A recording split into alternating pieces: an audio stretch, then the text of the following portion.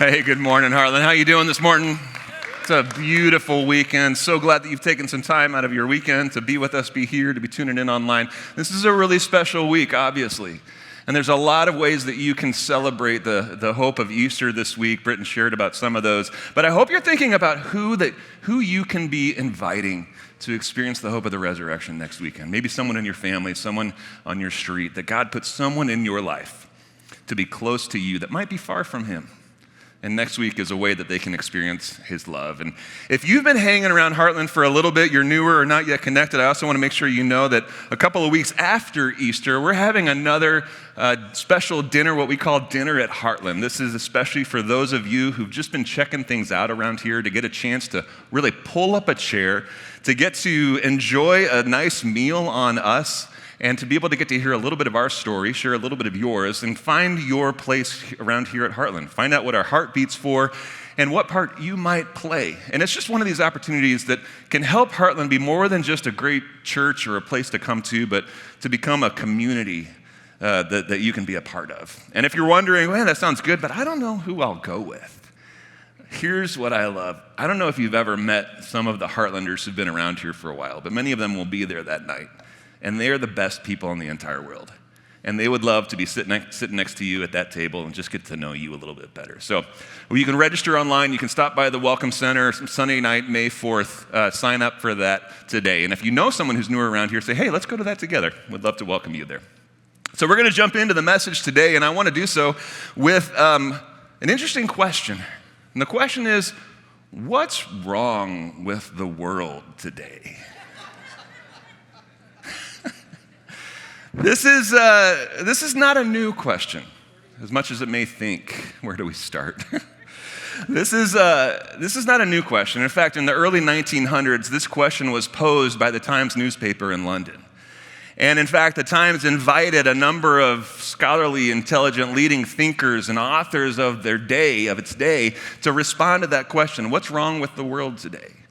And so these thinkers sent back articles and essays that just kind of talked about the ills of society or politics or the economy. But then one letter showed up, a very simple letter from Christian thinker and author G.K. Chesterton. And the way that he responded to that question, what's wrong with the world today, was simply this. He says, "Dear sirs, I am yours, G.K. Chesterton. I am G.K. Chesterton." Now, it's easy to look around in the world and see the bad things that make our world worse or that make our lives harder, isn't it?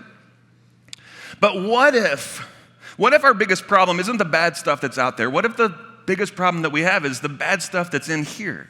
And I know that's not a very popular thought. I mean, you're like, wait, great, that's what I get for coming to church? Thanks a lot, Brad. But it doesn't feel like a popular thought, but I think it's actually catching on. Because to quote another thinker and author of sorts of our modern day and age, she responds to that question like this. She says, "Hi, it's me. I'm the problem. It's me," right? And so even though G.K. Chesterton and T.A. Swift lived a century or more apart from one another, it's Allison, y'all. Stay with me, it's Al, okay? T.A. Even though they lived a century apart from one another, they were on to the same thing. They had the same realization that we all do bad things. That the bad things in the world today isn't so much what's out there, but it's what's in here. And so if we're honest, we all do things that we wish we didn't do. And the question is, what do we do with the things that we wish we didn't do? What do we do with the bad things that we're responsible for in our life? And most of the time, we don't do what Taylor did. We don't write songs about him and sing them in front of millions of people. We don't send letters to the Times in London acknowledging the sin that's in us. No, most of the time what we do is we hide them. We conceal the bad things that we do. We go about our lives maintaining the public projections of being normal, good, upstanding people, but all the time we're doing this, we're wondering, am I normal? Do others struggle the way that I struggle? Do others have some dark secrets that they've tucked below the surface too? You see, we all live a little covered up. That's been the theme of this series that we've been in this month leading up to Easter. And today what we're talking about is the sin that we conceal and the way out that God gives us. And to help us, we're going to be looking at a story from the life of King David in the Old Testament. Now, you don't even have to know much about the Bible or faith to know a little bit of David's story, that he was the shepherd boy who slayed the giant Goliath, that he was the great king over Israel, that he was the man who was known to be after God's own heart, and yet he was the one who let everything he stood for completely unravel. And so we're going to be looking at the story of David and Bathsheba. It's a story that if you've heard before, as you hear it this morning, it's the story that just keeps getting worse. But as we read this story, if this story teaches us anything, it's that no matter what the sin is in our life, no matter how much time and energy we've spent concealing the bad things that we've done or the bad things about us, God always gives us a way out. And so I want to walk through the story of disgrace and redemption. It shows up in 2 Samuel, a couple of chapters. I'll try to condense it, but I encourage you to read it in full this week. And it begins in chapter 11, verse 1. It begins like this. It says, in the spring of the year, when kings normally go out to war, David sent Joab and the Israelite army out to fight the Ammonites. They destroyed the Ammonite army and laid siege to the city of Rabbah. However, David, the king, stayed behind in Jerusalem. Let's pause there for a moment. Last week, Dan was talking about how when it comes to temptation and sin in our life, that we are most vulnerable when we are hungry, angry, lonely, and tired. The word halt. Maybe you remember that. That's when we're most prone to temptation and sin in our life. I would add a fifth one, bored. But I can't turn those 5 letters into a word, so we'll just have to let the B be silent. But David was certainly a couple of these things. That he was lonely and he was bored. The kings normally would go out with war with their armies. That was the expectation of kings. But David said, no, I'll hang back, catch up on the next one. I'm just going to lay low here. So he's walking around his palace. He looks out and he sees a beautiful woman. And he calls to one of his servants and he says, hey, who is that woman? And he's told that she is Bathsheba. Now, I think it's important that the servant says more than just that. He says, she is Bathsheba, daughter of Eliam, and the wife of Uriah. So then David sent messengers to get her, and when she came to the palace, David slept with her. There's this progression that we see that's kind of tucked in here, that David saw Bathsheba. He saw that she was good, and he took her. Does that sound familiar to you? This is the progression that we see all the way back in the Garden of Eden, that Adam and Eve, they saw the fruit, saw that the fruit was good, and they took it. That's how sin works. So David saw Bathsheba, and he saw that she was good. Not good because she was the wife of Uriah or the daughter of Eliam or the creation of God the Father. Good because of how she could satisfy his own sexual pleasure. And he took her. He took her for himself. Let's talk about ourselves for a moment. See, so often when you and I sin, this is what's going on. That you and I see that something is good and we take it. We see the attention that someone gives us. Maybe it's a message out of the blue on Facebook, or a compliment, or a flirt from someone who's not our spouse. And it feels good. And so we respond, we take it. Or maybe we see a way to get ahead at work. Sure, it means cutting a little bit of some corners, but we convince ourselves it's harmless. It's just ambition. This is what we do. This is good for me, and so we take it. Or we see the opportunity to gossip about someone, to enjoy a little bit of power, to share a juicy bit of information from someone else's story, and it feels good. So we take it. What I want us to see is that this is the oldest pattern in the book, but it's not without its consequences. And so later, Bathsheba, she sends word that she's pregnant to David. So what does David do when he gets this news? What does he do with the bad things that he did that he wished he didn't do? He covers it up. And this is when things just go from bad to worse. Cover up number 1. David calls Uriah home from battle. Uriah has been out fighting on behalf of his nation, unlike David, and he's called home, and David is hoping that Uriah will take advantage of the weekend to spend a night with his wife and cover up David's tracks. But Uriah is a better man than David. And so he says, no, I'm not going to do that because my men aren't able to do that, so I'm just going to sleep on the steps of the palace. And that's what Uriah does. He doesn't go home to Bathsheba. He stays there. So that plan didn't work. So David launches cover-up number 2. He tries again to get Uriah to sleep with Bathsheba. This time he uses a little bit of wine, or actually a lot of wine. He gets Uriah drunk, but even a tipsy Uriah wouldn't go sleep with his wife. Again, he sleeps on the steps of the palace. And so David has to come up with another cover-up to cover up his other failure. Cover-up number 3. This is where it turns deadly. That David sends Uriah back to the front lines of the army carrying a letter that is his own death warrant. And David orders his commander to put Uriah where the fighting is the fiercest and then to pull the armies back. And it works, and Uriah is killed. And to make matters even worse, David turns Uriah's death into this kind of honestly sick motivational speech to rally the rest of the troops. What I want us to see is that David is involved in cover-up after cover-up after cover-up until he thinks he's in the clear. The passage continues and says, when Uriah's wife heard that her husband was dead, she mourned for him. And when the period of mourning was over, David sent for her, and he brought her to the palace, and she became one of his wives, and she gave birth to a son.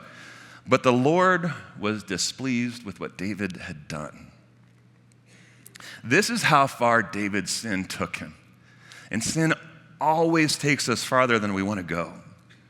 That what started as just a simple little glance by a lonely and bored king on the top of his castle, wherever he lived, what started as a little bit of a glance became adultery. But I want to be honest and I want to be truthful to Bathsheba. Given David's power, given the agency that Bathsheba would have, or actually wouldn't have had in this day, this isn't adultery like we talk about it. This is abuse. This is probably more like rape. That's what this has led to. And then David, he covers this up with lies and conspiracy and even murder. And I think because of that, maybe for some of us here today, this feels like David's story is just a world different from our own. But what was going on inside of David throughout all of this is the same sort of stuff that goes on inside of you and inside of me. Here's what our cover-up looks like. You see, when we sin, lots of times sin leads to maybe more sin, but sin leads to guilt. Guilt is just simply knowing that we've done something that's wrong. And we don't like guilt. We don't like to feel wrong. We don't like to be able to admit that to ourselves or to anyone else. And so when we ignore our guilt, it leads to something greater. It gets covered up with shame. And shame is one of the enemy's greatest weapons because shame's unique power is its ability to isolate, which is exactly what the devil wants us to do. And so shame gets covered up with secrecy. And this is how we move through the sin in our life. This is how we conceal, how we hide the bad stuff that we've done. But God refuses, because he loves us so much, God refuses to let us stay in that place. He refuses to let us stay covered up in all of this, not because he's out to get us, but because this isn't how he created us to live. And so he gives us a way out. He gave David a way out. Even God gets to a point where he's just kind of fed up with David's stupidity. That should give us a little bit of peace of mind that God will intervene when we continually sin against him. And for David, it probably didn't happen the way that he wanted, but this is remember the last line of that verse. The Lord was displeased with what God had done. And so what does God do with the bad stuff that David wished he didn't do? It says, so the Lord sent Nathan the prophet to tell David this story. He says that there were 2 men in a certain town. One was rich and one was poor. The rich man owned a great many sheep and cattle, and the poor man owned nothing but one little lamb that he had bought. He raised that little lamb, and it grew with his children. The little lamb ate from the man's own plate and drank from his cup. He cuddled it in his arms like a baby daughter, and one day a guest arrived at the home of the rich man. But instead of killing an animal from his own flock or herd, he took the poor man's lamb and he killed it, and he prepared it for his guest. Now when David heard this, David was furious. He says, as surely as the Lord lives, he vowed, any man who would do such a thing deserves to die. He must repay 4 lambs to the poor man, to the one that he stole, for the one that he stole, and for having no pity. And then Nathan said to David, you are that man. Can you imagine what David felt in that moment? That his greatest fear had become true.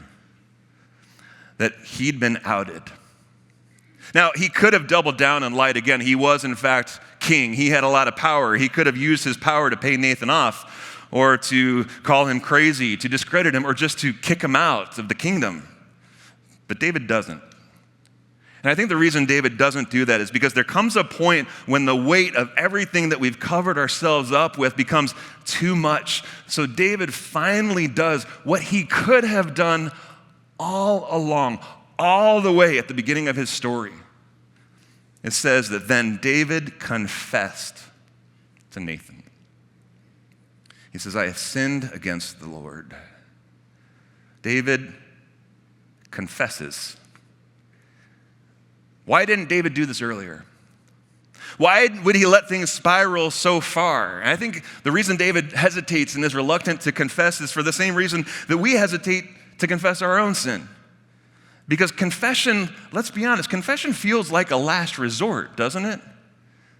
That we think we'll only need to do it when we finally get cornered. If we get cornered, well then we'll confess like David did. See, confession is a risk. To confess is to risk being found out. It's to risk facing the consequences of what you've done. It's to risk having something taken away from you. But the biggest risk of confession is that you're letting others see you exactly as you are. And so we avoid confession. Because we, in the words of author and pastor Eugene Peterson, we avoid confession because we avoid facing our badness. You see, to deny our sin is to deny our humanity. Sin, we have to see this. Sin isn't just the bad stuff that we do. Sin is the condition that we live in. There's a large theological doctrine that encompasses all of this, and it's the doctrine of depravity, which basically, if we boil it all down, says that we're bad. Not just bad. We're badder than we realize. I used to have coffee with a friend who was an Orthodox priest. We were so fascinated with one another, with our traditions, with our jobs, with how we went about those jobs. I mean, he wore a robe, he was called father, and he listened to people over confession. I wore jeans, I was called Brad, and I listened to people over Starbucks. And so I asked him, I was like, what is that like to listen to people's confessions the way that you do? And he kind of chuckled and he said, it's interesting. You know, he'll talk to people who have come in that he hasn't seen in months, sometimes even years, and they'll confess their sins to him. And meanwhile, he's thinking, really? That's all you've got? Like, I did more than that this morning. And as he said that, it just reminded me that whether you're a priest who's listening to people's confessions or you're a pastor who's preaching about confession, that part of our job, is to help us see that we need grace, God's grace, a whole lot more than we realize we think we do. See, we need to confess our sin, maybe to a priest, maybe to a pastor, maybe to a friend, but at least to God.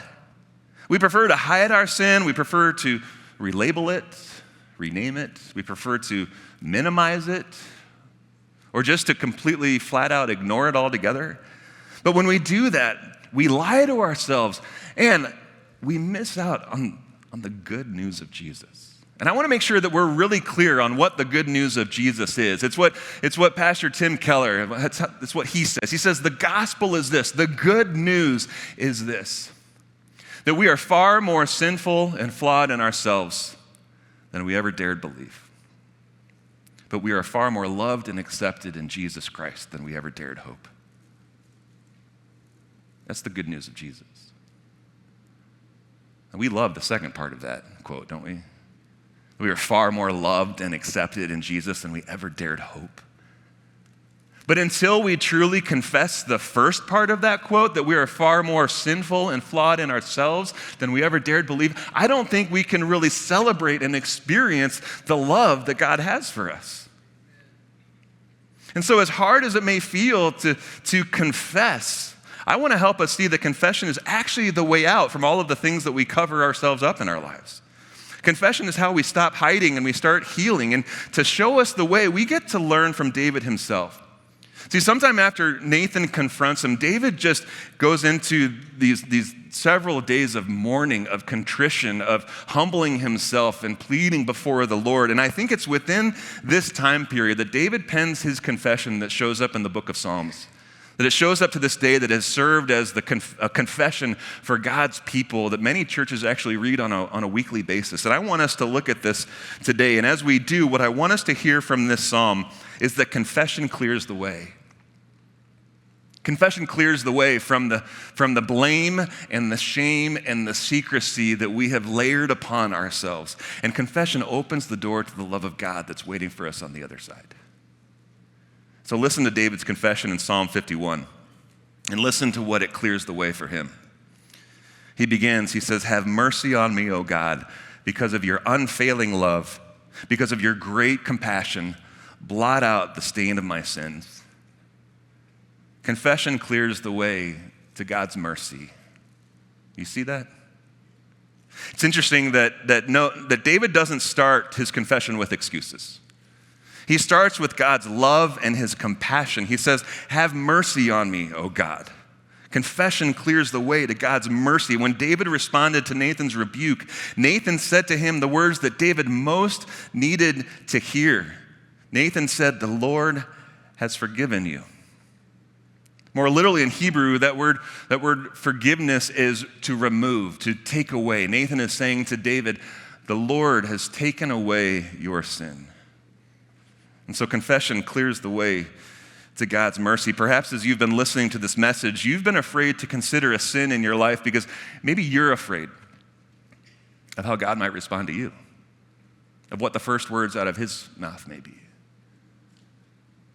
But I want to assure you that when you confess your sins, as David did, that God says to you what he said to David, "The Lord has forgiven you. The Lord has taken away your sin." So Psalm 51 continues. It says, "Wash me clean from my guilt. Purify me from my sin, for I recognize my rebellion, and it haunts me day and night." Confession clears the way to God's freedom. You see that? David finally sees his sin the way that God saw it, that he sees it. Did you catch that word, rebellion? In the Hebrew, that word is pesha. Sometimes it gets translated as transgression or as betrayal, these different words for sin. But I think rebellion kind of hits the mark, especially in this context. Because sin isn't just breaking the rules. Sin is when we try to rule in God's place. And given that David was king over Israel, David enjoyed ruling things. But there was a line, and David crossed it.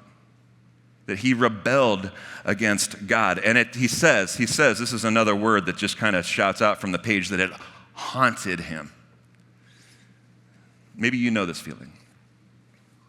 Maybe you felt haunted by the sins in your past, by the lies that you've told other people. Maybe you felt haunted by the masks that you've worn or by the lengths that you've gone to push God out of your life. Confession, friends, confession is the way to freedom, because it's the way back into the relationship that God desperately wants to have with you. Kurt Thompson, he's a medical doctor and an author that has written extensively on the power of shame in our lives, and he writes from a biblical perspective, and this is what he says. He says, those parts of us that feel most broken and that we keep most hidden are the parts that most desperately need to be known by God so as to be loved and healed. For only in those instances when our shamed parts are known do they stand a chance to be redeemed. This is what confession clears the way for us. That it clears the way to God's mercy. Confession clears the way to God's freedom. It also clears the way to God's truth. You see, when temptation shows up in our lives, it's an invitation to believe a lie. It's when the serpent shows up and says to Adam and Eve, did God really say? Like he's twisting the truth, right? Temptation is when an invitation to believe a lie, but sin is what happens when we act on the lie. But confession breaks those lies. David goes on and he prays, against you and you alone have I sinned. I have done what is evil in your sight. Lots of times I've heard this, I've said this, I've prayed this, and honestly, I'd wrestled with it. Because you look at David's story, and when he says, against you and you alone, I'm like, David, you messed with a lot of people's lives with the decisions that you made. Uriah, and not just Uriah, a lot of other people lost their lives as well. So how can you say that against you and you alone, God? Like, is he dismissing his sin against the other people in his whole story? And the more I read into this, I don't think that's actually the case. In fact, in Hebrew poetry, there's something called parallelism where the second line will often clarify the first line. And so when David says, against you and you alone have I sinned, what he means is, I have done what is evil in your sight. He's going back to the source, the standard of righteousness, which is God himself. He's not minimizing the pain that he's inflicted on other people. He's saying that our sin is first and foremost a sin against God. And he says, you will be proved right in what you say, and your judgment against me is just, for I was born a sinner. Yes, from the moment my mother conceived me. Do you hear the truth and honesty in David's words? In fact, he says, but you desire honesty from the womb, teaching me wisdom even there. What we see is that David is done with spinning lies and covering himself up. He knows that what God desires is honesty, and honesty can be understood as this, that it's truth in the inner parts. In other words, God wants the truth of who we are to root deep inside of us, that yes, we are more sinful than we ever dared believe, but we are also more loved and accepted in Jesus Christ than we ever dared hope. That's what he wants to soak our soul, because that's what silences the shame inside of us. If we read on in Psalm 51, there are just so many things that we see David's confession clearing the way for him. So I encourage you, spend time this week and read this psalm. It goes on, but I want to highlight one more thing. The confession clears the way for it. The confession clears the way to God's help. You see, David knows that he needed more than forgiveness. He needed God's help. And maybe that's another reason why we don't practice confession more in our own relationship with God, because we're like, well, he's already forgiven me. Why do I need to confess it? But you need more than just forgiveness. You need God's help. I need God's help. David begs for God's help in verses 10 through 12. He says, create in me a clean heart, O God. Renew a right spirit within me. Do not banish me from your presence, and don't take your Holy Spirit from me, but restore to me the joy of your salvation and make me willing to obey you. David names what he needs God's help with. He pleads, create in me a clean heart. Don't just help me clean it up, God. Make it new the way that only you can. He says, I need your help. Don't banish me. Don't banish me, God. That's Garden of Eden language. That's what sin results in our life, that Adam and Eve were banished from the garden and banished from the presence of God because sin cannot exist in the presence of God. David says, I need your mercy. I need your help. Don't banish me from you, God. I need your presence. I pray that your Holy Spirit would continue to stay with me to, here's another help word, restore me. And to give me a spirit that's willing to obey. If you have ever tried to conquer sin in your life through your own power, you know that you have massively failed. That what we need is God's help. That we're facing temptation with God's strength. that we're asking God to change our desires more for him, for what he sees as good, and not what we see as good. And so David pleads for God's help because he knows that he can't do this alone. David knows that he needs the strength of the one who's helped him slay the giant as a young boy. He needs the voice of the shepherd who had walked with him through dark valleys. David knows that he needs the protection of the Lord who had saved him from his enemies. That David needs the joy of the God that David danced for in undignified ways in the street because he loved him so much. You see, David knew that he needed more than God's forgiveness. He needed God's help. And so do we. Maybe this morning you need help to believe that you are as loved as God says that you are. Or maybe what you need this morning is to know that sin doesn't have to have the final word in your life. Or maybe what you need this morning is to know that no matter what anyone else says about you, that you can change with God's help. Confession clears the way to the God who wants to help you. And so this week, we celebrate Holy Week. We remember that 1,000 years after King David reigned in Jerusalem, that 1,000 years later, that there was rumors of a new king, and that this new king was welcomed on the streets of Jerusalem, that he had come to town, and that he rode in on the back of a donkey, and the crowds gathered on the streets. They spread out their cloaks, they cut down palm branches, they laid them down, they waved them in the air, and palm branches were a symbol of peace, that something that was at war was now at peace. And as Jesus rode by these crowds on the back of that donkey, they cried out, Hosanna. Hosanna to the Son of David. Blessed is he who comes in the name of the Lord. Hosanna in the highest. Hosanna, a Hebrew word which means save us. Whether they knew it or not, what these people were crying out to this king riding down the street was a cry of confession. It was a cry that we need your help. Would you save us? And as they cleared the way for their king, they didn't know that they were also clearing the way for their Savior to go to a cross. And it was on that cross that Jesus wouldn't just cover up their sin and mine and yours, that Jesus would take it away.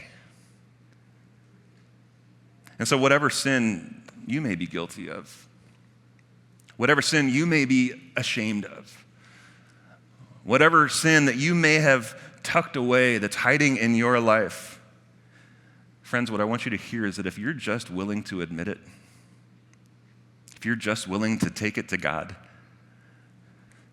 then you can hear what God said to David, that your sins have been taken away.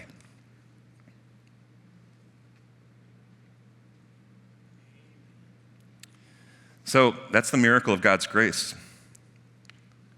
It's the miracle of God's grace for you and for me. And so what's confession look like for you today? Maybe it's texting a friend before you go to bed. Maybe it's praying out loud in your car or writing in your journal a confession, a prayer to God as David himself had done, something that you can come back to later. Maybe it's calling a mentor or visiting with a counselor or a pastor or a friend. Or maybe your confession is this song that the band is about to lead us in. I encourage you right now, if you would, if you feel comfortable, just bow your heads and take a moment to have this moment of clarity with God, just to recognize reality in your life and to maybe say, God, I have been hiding. I've been hiding something that I'm ashamed of. And I choose now not to believe the lies of the evil one who wants to bury me in that shame. Lord, I choose to receive you in the light of your grace to show me the way out. Friends, what sin do you need to be taken away?